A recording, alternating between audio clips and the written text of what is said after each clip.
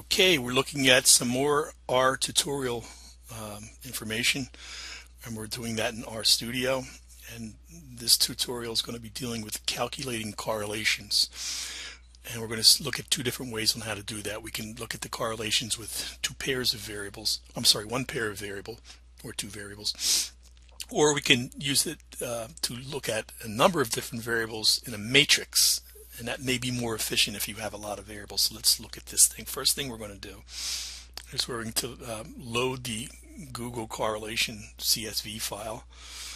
And you can recall that this file contains 51 observations of 9 variables. Those 51 observations are for 50 states plus the District of Columbia. And the variables are the state code, whether or not folks are searching for data visualization, Facebook, MBA, whether the state has an MBA team, whether the person has a degree, and whether there's a statistical educational system in the state, and what region the state resides. So let's create a data frame with the quantitative variables that we have here, and that's item 3, 7, 4, and 5. You recall that item 3, 4, 7, 4, and 5 is the data viz, the degree, Facebook, and MBA.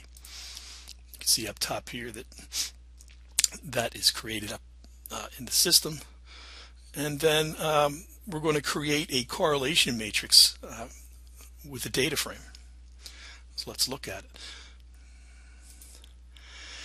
You can see down the bottom here we've created a 4x4 correlation matrix. Notice that the diagonal are ones, and that's because we're doing a correlation with with the same variable. So recall that the correlation ranges from 0 to plus or minus 1, and that 0 means there's no sort of association between those two variables. 1 is a perfect upward trending relationship, and a minus 1 is a perfect downhill relationship. In other words, there's no sort of correlation or error between the data point and the line itself. It's perfect one-to-one.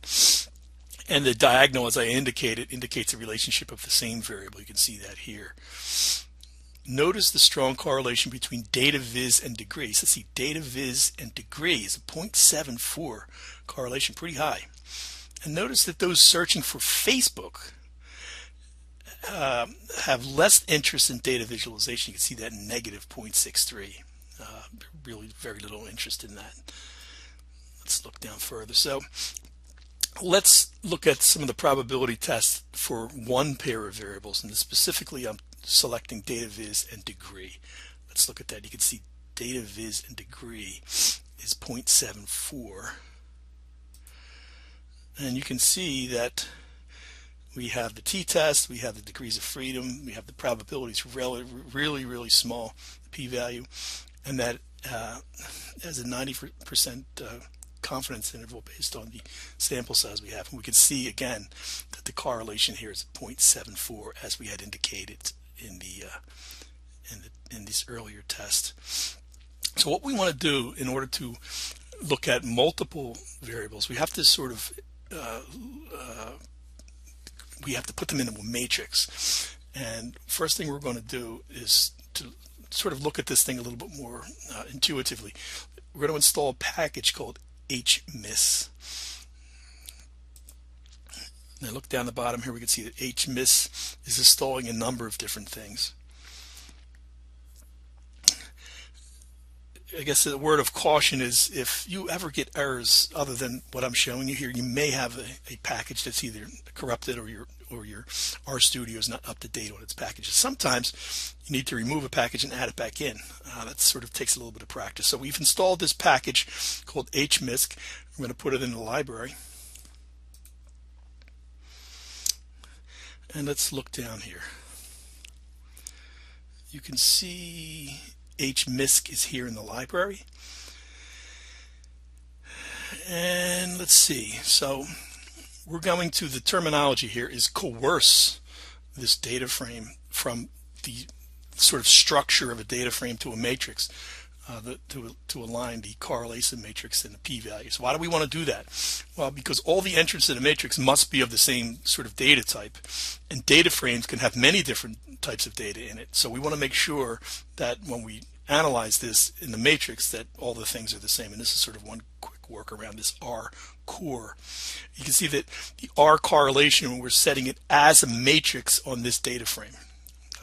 That's what that command is telling you. So let's run that. Now this is very neat. This is some of the stuff we saw before, except less significant figures. We have two beyond the decimal place. So you can see that the diagonal data viz to data viz is 1, degree to degree is 1. So the diagonal again is a perfect correlation because you're sort of mirror imaging it to yourself. And you can see that the data viz to degree is 0.75. It rounded up from 0.74 and change.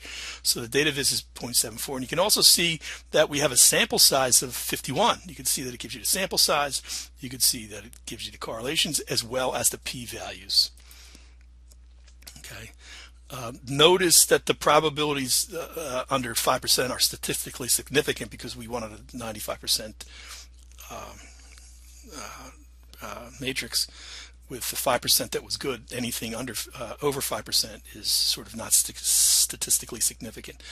Notice here, although certainly not 0, it's a small number, but because we're only dealing with 4 numbers past the decimal place, you can see that the p-value between degree and data viz is pretty small.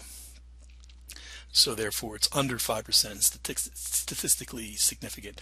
And let's look at the association between data viz and, let's see, the NBA. Well, that's 10%, and that's over 5%. So you can see this really does a nice summary on what's statistically significant and what's not statistically significant. Again, this exercise was to look at 2 different ways on how to do correlations, how to calculate correlations. One of them is to do it pairwise, and the other way is to do it setting temporarily the data frame into a matrix and analyzing the matrix so we can get additional statistical and probabilistic features.